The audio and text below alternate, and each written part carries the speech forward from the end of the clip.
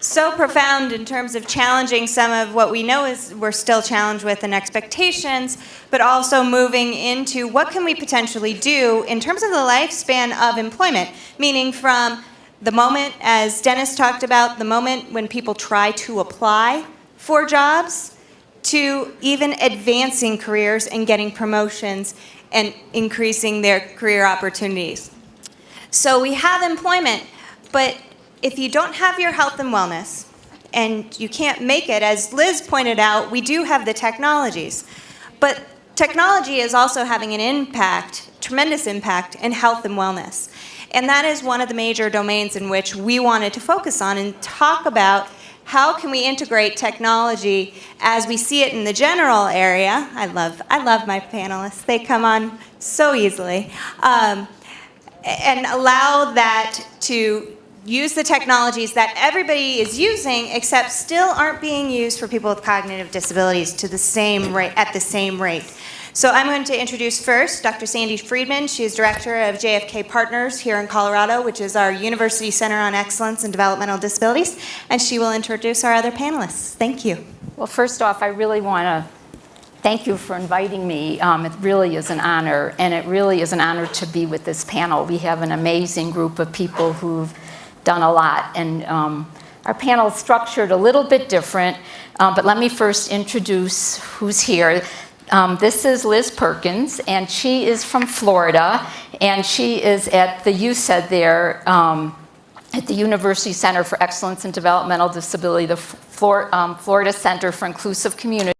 And she has a PhD in aging studies. She also and a BA in psychology, and she's actually a registered nurse in learning disabilities from the United Kingdom. I think I'm going off here. And she teaches, she writes, she has leadership roles in, she's vice president of AAIDD, and she's very involved in gerontology and teaching. So, and there's more in your program that I hope you read about. Our next speaker is Mike Brajoli. He's executive director of RESNA, the Rehabilitation, Engineering, and Assistive Technology Society of North America. He's been their executive director since 2013. He has a long history of being involved dealing with people with disabilities and vulnerable populations. He co-chairs a consortium for citizens with disabilities technology and telecommunications task force, and he previously was executive director and CEO of the National Association of Councils on Developmental Disabilities. He's been involved in international organizations and work, and is also previously was on the Capitol Hill as legislative assistant to Senator Tom Daschle. So he has great experience in the past too. And last but certainly not least is Dr. Tamar Heller, a distinguished professor.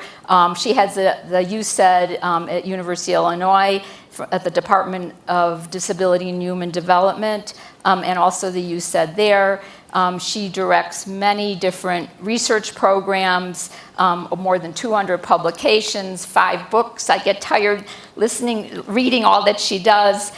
She's had multiple awards, too numerous to count, but she's really had an illustrious career in the area of disabilities.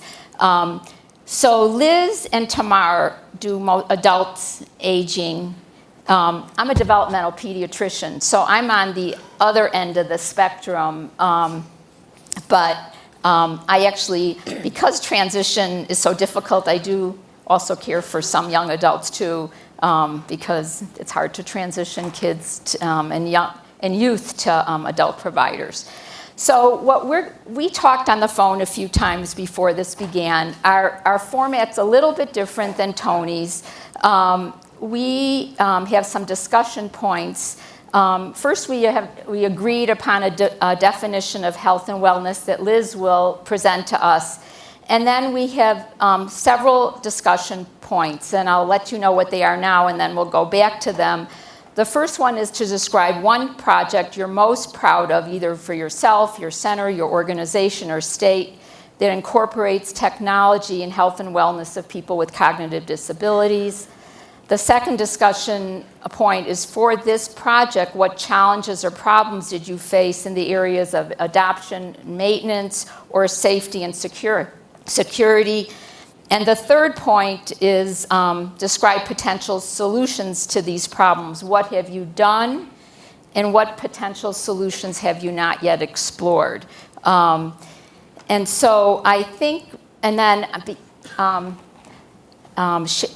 Shay asked me, I have been involved a little bit in some technology related to health and wellness, and I was asked to kind of join in with the discussion as well. So Liz, do you want to begin just setting the foundation for what we are considering health and wellness? Well, we decided to go back to the oldie but goodie World Health Organization, health as being a state of complete physical, mental, and social well-being, not just the absence of disease or infirmity. And so when we think about health, we want to think about how we can optimize all those different domains, what our capacities are, what our lifestyle, our behavior choices, and what they do to support or maintain our well-being. I think it's also important to recognize the reciprocal effects that we have with caregivers, and how their health also helps to support the health of people with intellectual and developmental disabilities, be that professional or family or informal caregivers, and the impact that also has.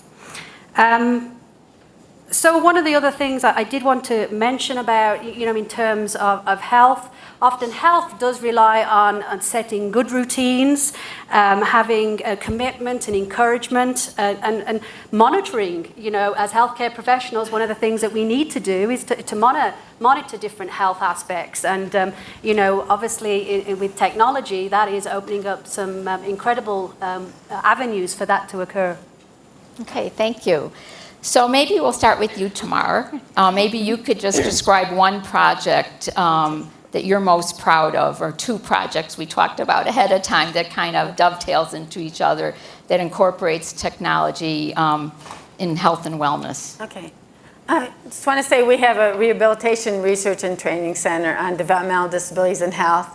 And I'm going to talk about a couple of the projects, but I'm going to combine in the way I talk about it. One of them is the Powers ID program, and that one is actually done in Colorado and has some sponsorship from the Coleman Foundation, and is headed up by Dr. Rimmer, and then also David Irwin and Dave Braddock is involved in that project. And it's primarily around obesity prevention, or dealing with the obesity issue, and it's around nutrition and physical activity and promoting that. And the second one is called We Walk, and it's a buddy program that involves the people with intellectual disability and their families or caregivers in a walking program. And they both use technology, and I try to talk about it together in terms of the concepts and the ideas behind it. So where the technology comes in is around really, I see four main areas. One is around educating, and the second is around monitoring. The third is around coaching, and the fourth is around individualizing. So let me talk about those four aspects. So we talk about educating. A really important aspect, for example, of the Powers is the website and the videos that are on there, and the whole tracking system around that. But the educational components are all individualized to fit with what the person needs. And so if let's say they use a wheelchair, then they may need to see videos that show people in a wheelchair. And so there's been a whole library of educational materials that have been developed out of University of Alabama that can be used for that. So that's a very sophisticated piece, is the education piece. The second piece is the monitoring. And for example, in the We Walk, they use a Fitbit, and they're able to track the amount that people are walking. And that's been a really useful piece. so that's just an example of the tracking. There's coaching that happens with the POWERS program every couple weeks, and the coaching is the really important piece of trying to figure out what people are doing. You've got the individualized aspect, and this is what's, I think, really important, and what I really love about the We Walk program, which is, by the way, a 12-week kind of program, is they are able to individualize. There's a messaging system, and with text messaging, and they're able to individualize these text messages to fit with what people want. How often do you want it? How do you want the text messages? What are some inspirational messages for you? So those are all individualized aspects that through technology they're able to incorporate these individualized aspects, the individualized needs, and be able to put that all together to have an effective program. So just so that I understand, so do you partner people with the individuals with disabilities, and who's partnering with them?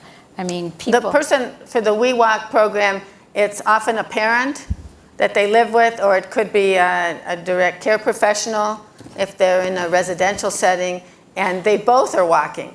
Yeah. And the messaging actually comes to the caregiver, who then provides it to also to the person with disability. And there's also, a tracking of all that.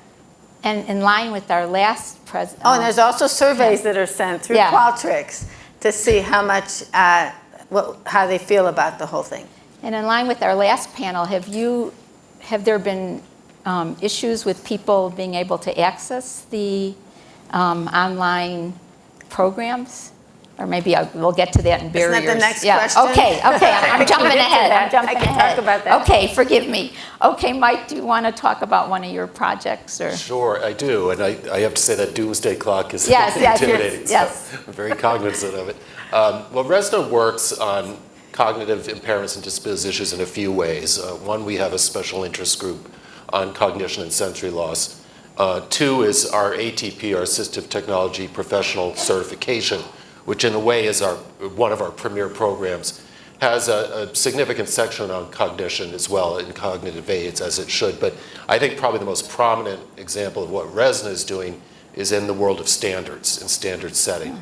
And the RESNA Standards Committee on Cognitive Accessibility, which has its roots through support of Coleman and continues to benefit from the expertise of the RERC on the advancement of cognitive technologies at the University of Colorado, is really doing good stuff. And standards, if I can say this, I guess probably should choose my words carefully. I'm a Washingtonian, but I'm going to be in politics here.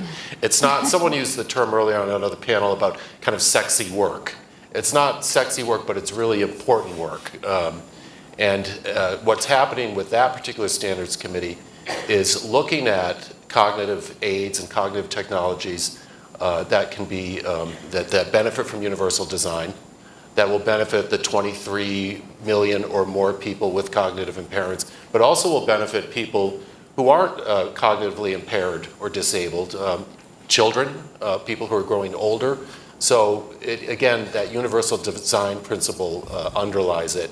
And informed from the beginning and throughout the process by people with disabilities. So that, for example, some of the key elements or the key things that will be studied and investigated for accessibility are going to be cell phones, microwave ovens, and fire extinguishers. Those are the first three. Those are the top three identified by consumers. And whether you have a cognitive impairment or not, I think we can relate to that. Yeah. I've got my cell phone right here. I probably use it every 5 minutes, too much. I use a microwave oven at least 5 days a week.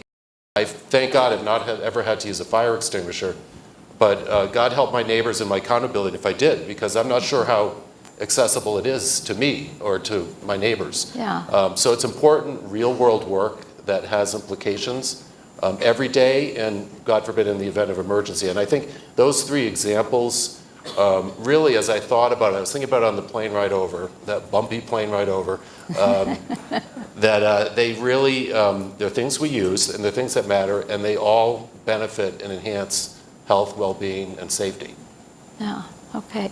So we talked in the presentation earlier, they talked about Microsoft doing more for people with disabilities. What kind of standards does like private industry use? Do they use standards in terms of their designs for people with disabilities? Well, the standards that we're developing through this standards committee are voluntary. Yeah. There is not a pass-fail currently for the existing part of the standard, and they're in development. So we have to use persuasion, and Yeah. it kind of lends into, I'm going to Yeah. pause there because it lends into some of the Okay, challenges we okay, face. we'll go for that. I keep jumping the gun. That's all right. Okay, It's Liz. the clock. It's Yes, pushing yes, us. yes, I know. So Liz, it's your turn. I'm just going to briefly talk about. Can you hear me? Okay. Yeah. Okay.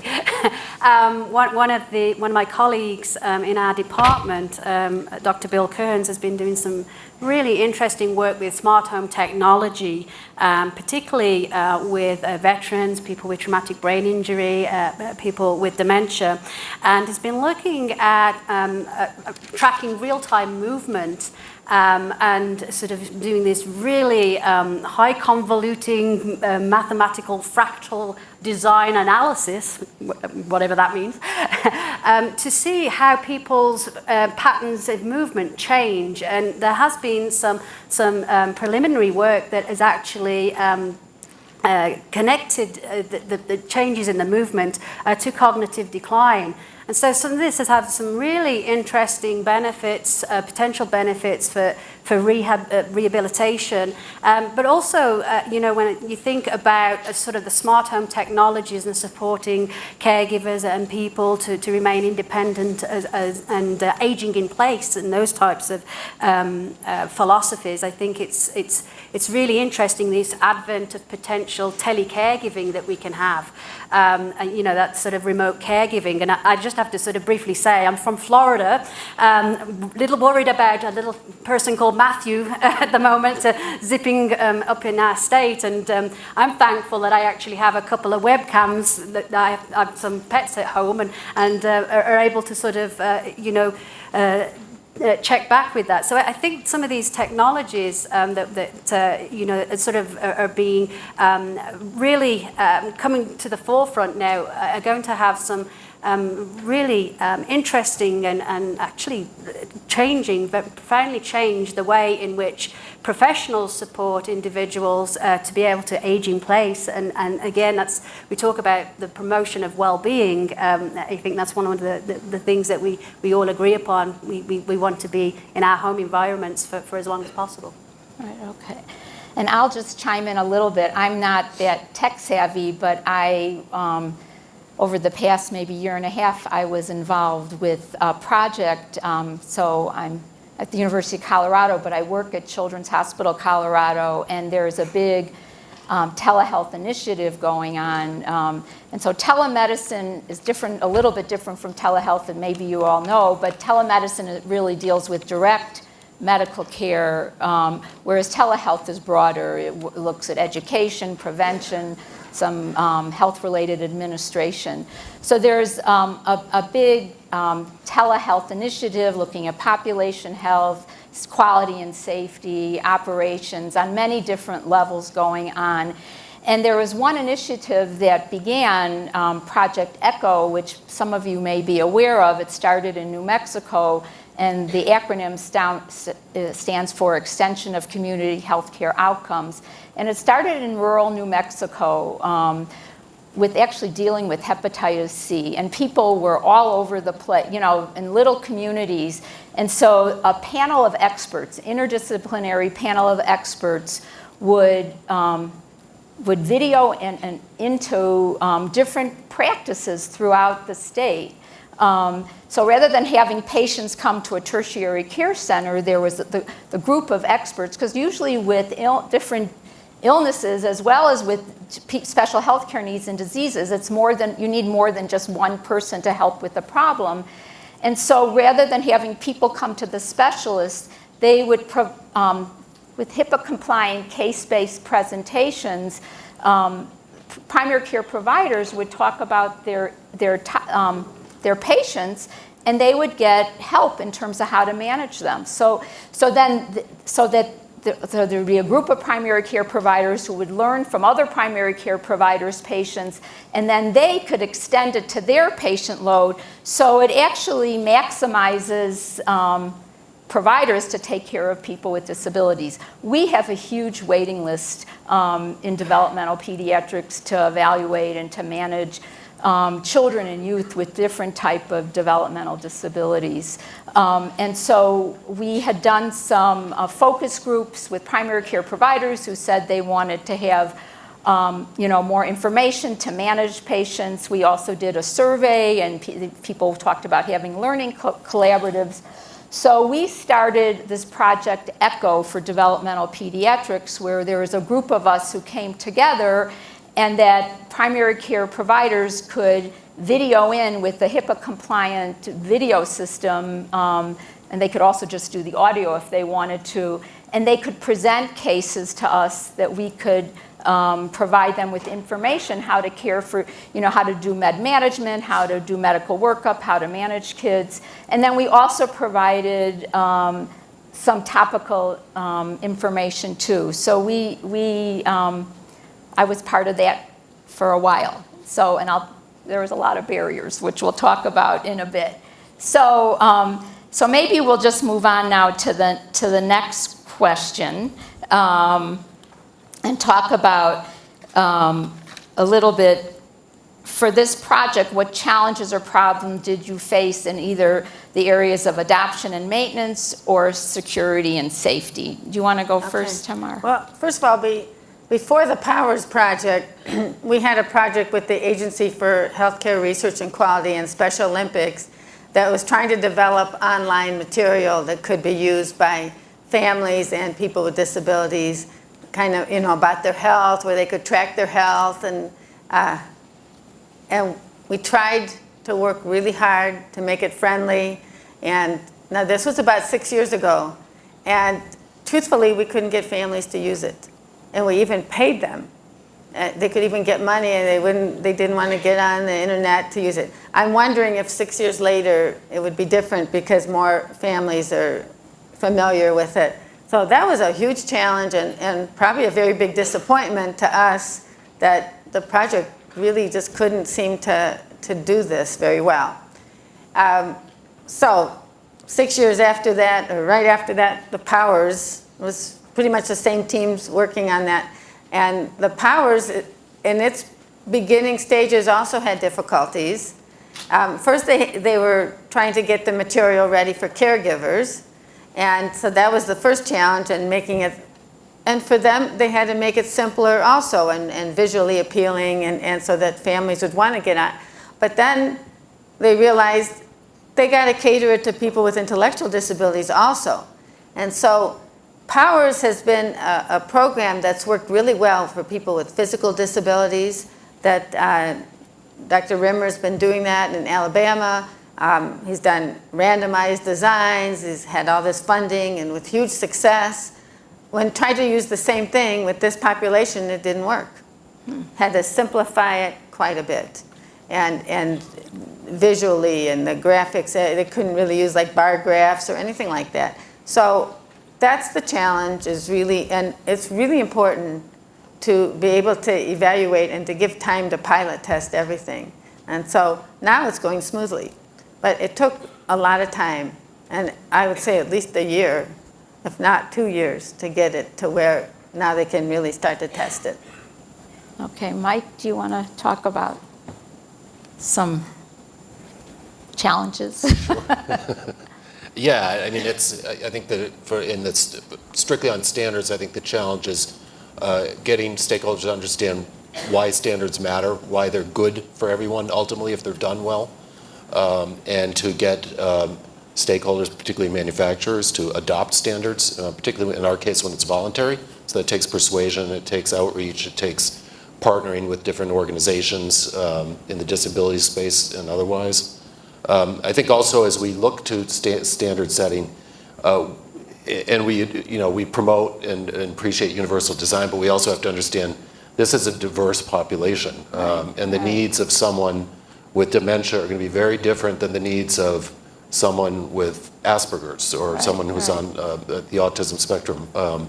And so that makes it, it's a challenge. I think more broadly, and this is not an original thought here, we've heard it all day, the challenge of just general expectations about what people are capable of doing, that people with various impairments and disabilities, cognitive impairments, have needs like people without those impairments, and special needs too.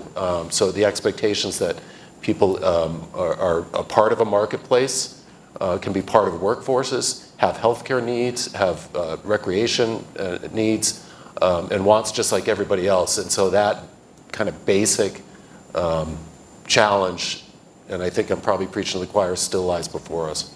Right.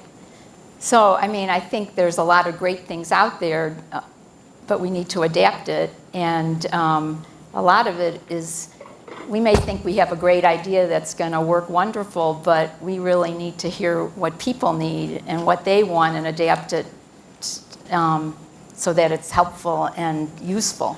How about you? So I'm just going to talk in general about a few issues I think that we need to be thinking about. You know, essentially, is the technology useful? And one of the examples I gave when we was talking before this meeting, you might have noticed I have an absence of a right arm. I was a congenital amputee. I was born without my right arm, and I never really utilized prosthetic arms, even though I was trundled off every couple of years. No, you need to have an artificial arm, you need to have a prosthetic device. And because essentially the question was, well, did it help or hinder me? And, you know, some of the things we have to think about is, you know, when is the technology helping or hindering? And it's a very interesting thing, I think, because I just saw an article in the gerontology, the gerontologist actually, that was actually talking about a telehealth program in Texas that had just been discontinued for that sort of very reason after 10 years. And so we have to really be thinking about, you know, the utility for the people that are going to use it and the people that are going to extract information from telehealth. And in this particular case, the physician said, you know, they was overwhelmed with sort of data, but not having the context of the data, of getting the information. And, you know, the other side of it was, you know, the ongoing costs of maintenance and an upkeep. You know, when we look at developing some of these projects, you know, we have some startup funds, you know, we can get folks involved and provide the equipment. But, you know, when we think about scaling up, is that going to be the case? Who's going to fund that? And, you know, we talk a lot about web-based access. You know, I had a fabulous European trip over the summer, which I had you know, anybody who's a Facebook friend of mine, you would see some pictures. I'm a Facebook fiend, by the way. So one of the things that, you know, was really noticeable was like some of the European countries that just had free citywide internet access. You know, if we talk about access to the internet and, you know, with the fact that many people with disabilities are more likely to be having a lower income or in the poverty, you know, it's difficult to actually have those, you know, that access we talk about. You know, who's going to pay for it? You know, and if we think fundamentally this is a leveling thing that everybody should have, we should be thinking about making that access free to everybody. That would be good. I know. Let's clap. I'm clapping. Can't hear. So just talking about my project, which we thought was the greatest idea around, and we thought it would really affect our waiting lists, and we're really reducing health disparities by going out into rural, you know, Colorado and frontier area, and we had a hard time getting a lot of docs to buy into it, despite the fact that we thought we put the word out with multiple sources, and we thought we could figure out the best time of day to do it, and we actually provided them with continuing medical education, because unlike most states, actually Colorado, for some reason, does not require physicians to have continuing medical education, but most hospitals want them to have it. So we thought we would provide a carrot that way. We also had some technical difficulties too, even though we used video, and it was very easy to access, but despite that, we had some people who tried to join us who were having technical issues. So the biggest problems was getting, even though we already heard from primary care docs, not only in the Denver metro area, but also throughout the state, that they wanted something like this. We provided it, we thought we provided it, and yet we didn't get the critical, we got people, but not as many as we thought, which was disappointing. So I think, you may have a great idea, but you really have to adapt it to your audience and and who your consumer is. You have to meet them where they are and give them what they want. Even though they said they wanted this, they didn't seem like they wanted it. So for the last part, we're going to talk a little bit about how we address some of these barriers, and also talk about things that we didn't do that maybe we could consider in the future, or are there other partnerships that we haven't tapped into? There's a lot of different places doing a lot of different things. You talked about knowing what Dr. Rimmer was doing, but there's sometimes the left hand doesn't know what the right hand is doing. There's all these apps out there, but are people accessing them? And some do and some don't. And how could we make it more user-friendly to the people we want to serve and help? So I'll start again with you, Tamar. I'm going to talk about an example that I think is really cool. I've been part of one of these PCORI grants that's about engaging people who are aging or with disability in their care and in research. And so I'm part of this group. I'm on this Bureau of SAGES, and it's working with older people who have chronic conditions and basically homebound, and through a virtual senior center. And so we've been trying to get their opinions about how they feel about research and those kinds of aspects, and some of their good experiences with medical care that they've had, and sort of aspirational aspects. And I'm impressed about that project is they've gone to make sure to give the support. This came up earlier in discussions about, first of all, supporting that they're able to use their software and their computers. And what they're able to do with this virtual senior centers, they get all kinds of educational modules. So they can learn, and they've also become friends with each other, even though they live in different places. And there's and the group that I was doing with, there were 7 different people. We could see all of them on the screen, and they could talk with each other, and we could talk about their experiences with their health care together like that.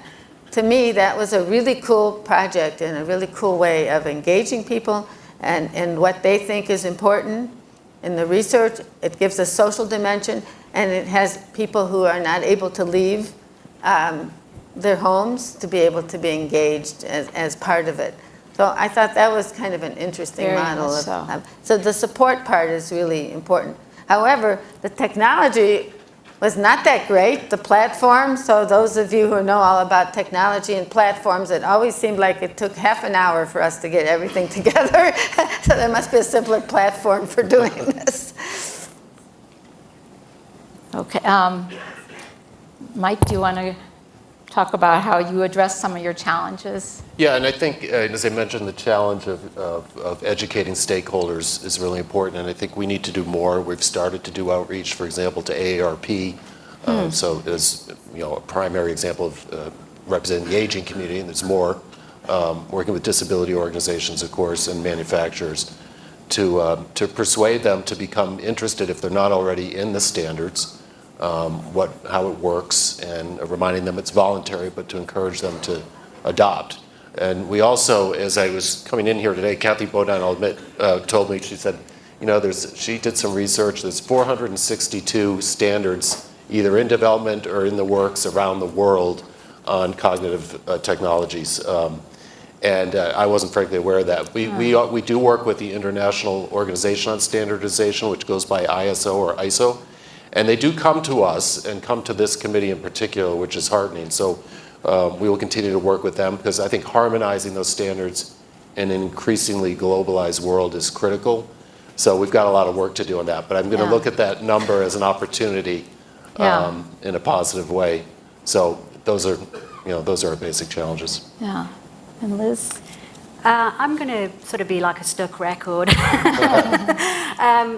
It's something that we've heard several times today in presentations, but we do really have to bring in people with disabilities, from the get-go with the design of whatever, the apps, the technology, because think about it, people with disabilities, they tend to be very creative. They tend to be fabulous problem solvers because we're used to dealing with an environment that's not necessarily set up for us.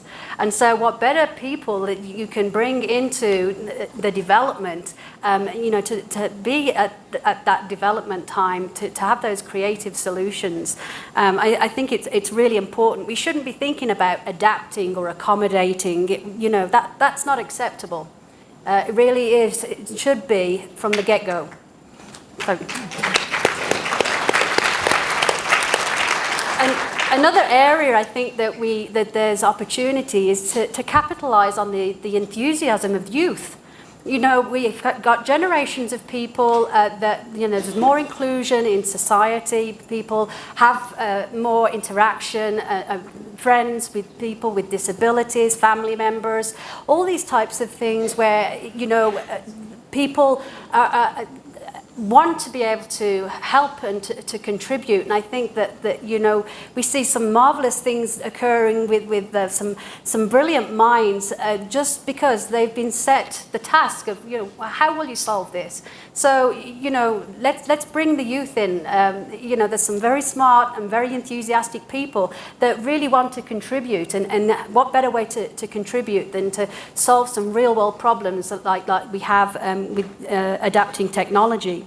The other thing that, and I think we've seen this, we do see this at some level, is incorporating people that have the tech-savvy knowledge to the different boards and different organizations, and that there's got to be more, not just sort of like having these consortia when we bring people together, but in the leadership and in major organizations and serving on boards, that we go outside our zones of the disability community, but we bring somebody in that might not necessarily have interacted and have them in, bring them into boards, bring them in and sort of shape some strategic goals together and really get serious about making technology for all by incorporating people and welcoming people. It shouldn't just be one direction. We need to have it both ways. Right, and I think that, Tamara, when you kind of incorporated getting the stakeholder involved in making decisions and telling them what they need. We really can't be telling people what they need and want. We have to be able to respond to that. So I'll tell you a little bit about how we address some of our barriers in our program. We actually, so that there's a bigger ECHO network where they're dealing with children with special health care needs, individuals with seizures, and we were able to tap into some of their infrastructure to get more technical support and also some more administrative support that made things more smooth. We changed the frequency of how we did it, so it wasn't too much, but it was enough. And then we also we talked about the continuing medical education, which people have to pay for it. We paid for it for people to be able to get it, and some people did do that.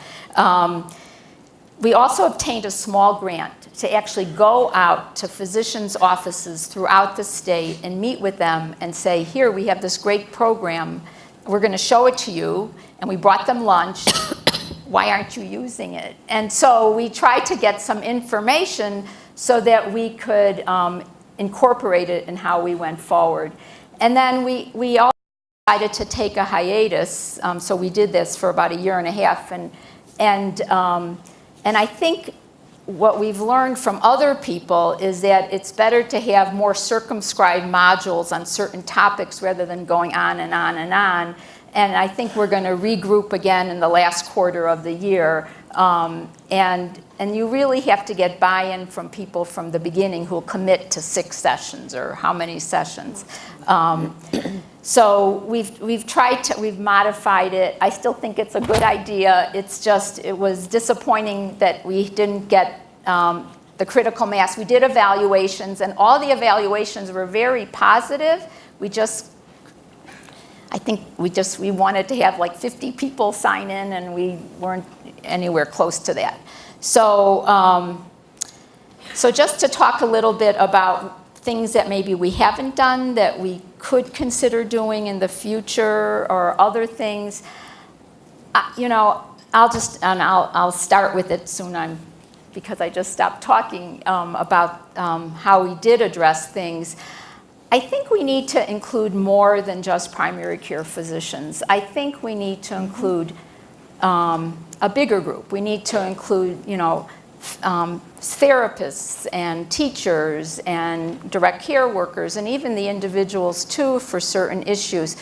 One of the problems is HIPAA, quite honestly. I could share information with a person's primary care provider after I see a child or an adolescent, but I can't provide that to the teacher or to a therapist unless I have a signed release. And my signed releases are only good for 3 months, and then I have to get another one. And I know for Colorado, they have this grant, the State Innovation Model Grant, where they're trying to provide better care with less costs, more integrated for primary care providers throughout the state. But it's really hard to figure out how to share information that and still maintain somebody's confidentiality. Some things parents don't want shared with the school, and so we need to figure out how we could share things that respects people's confidentiality, but have everybody talking to each other. And I also feel like maybe, the biggest concern for primary care docs is they don't have the time. We thought we'd do it at the beginning of the day, the end of the day, lunchtime, and no matter what, we went out to different practices. One practice wanted one day, one another time. Primary care doctors aren't really very well controlled, have a lot of control of their schedule. It's very busy, and we could have asynchronous learning, but it's different to Google search something, a topic, than to talk about a specific patient that has a lot of nuances where you really need input from a lot of people. I mean, if you go online and you go onto Macy's and you want to buy something, after a few minutes somebody comes up and say, do you have any questions you want to ask me? In a way, it would be good if we had something where people would be just available to answer questions. But that costs money, and we just, talk about having, technology available. We can't bill for that. Physicians can't bill unless we can't bill for phone or unless there's face-to-face or you're in the office, and things are changing in terms of what we could bill for, but there's some practical reasons why it's difficult. So we don't have a lot of time left, but we just have a few minutes. Does anybody have anything they haven't done that they think would be exciting to do in the future? Well, one of the things that I think is really exciting in terms of, potential access and, just visiting a doctor with the telehealth, that would be fantastic. In the absence of that, many people with disabilities, when they're having appointments, it's such a chore in terms of the transport to get there. So I'm really excited about sort of the impact of these, new autonomous self-driving vehicles that I think is really going to open up all sorts of in all sorts of ways, and I think that's it's going to be a game changer. That's going to be a game changer too, and also use of tracking of biomarkers. Some of the reasons why we go to the doctors to have those different types of vital signs and all that information. If that's just fed autonomously on a continuous basis, it's actually a lot more accurate information. And so I think again, we have to think about the privacy issues. We have to think about, that sort of whether people are going to be willing to do that. But it's always a trade-off. Anybody that has a PCA, a personal care attendant, there's a privacy to be able to have the assistance. We have to think about it in those terms of, what are the gains, and presenting it as such. Mike? I think one thing would be the explosion of apps, and a lot of them are health related on wellness and preventative actions people can take, healthy diet, exercise, etc. But doing some more research or digging deeper on what are the outcomes. Right. So much of it's anecdotal and we don't know, and we know that there's resistance sometimes. So I'd like to see more funding, more energy on AT outcomes, particularly as it applies to apps. Yeah. And Tamar? I agree. I think we need to see more research on the outcomes and using technology to be able to track outcomes and biomarkers and all those aspects. I heard a presentation recently by a mother who found very useful using her iPhone to have a one-pager that she could show on her iPhone when she goes with her son or daughter that has a disability and has the medical information that are most important. So that says, this is what, my son has epilepsy and has these conditions and he takes this medicine and here it is. Yeah. And be able to just show a one page. And she thought that was extremely useful. Yeah, that's a little bit like your health passport. It's a little bit like your passport, except it's one page. Yeah. Well, I have a 2-page, which is my health report, which is something perhaps it needs condensing. That's what I think. Sounds similar. So I agree. I mean, there's a lot of apps out there, but we need to know what's really useful and what's not, and how could we help people choose what's useful for them. We're over our time. We're past the countdown. So I appreciate everybody's attention, and I really appreciate the panel. Thank you so much for sharing. Thank you. Thank you, everyone. That was a beautiful presentation and very insightful.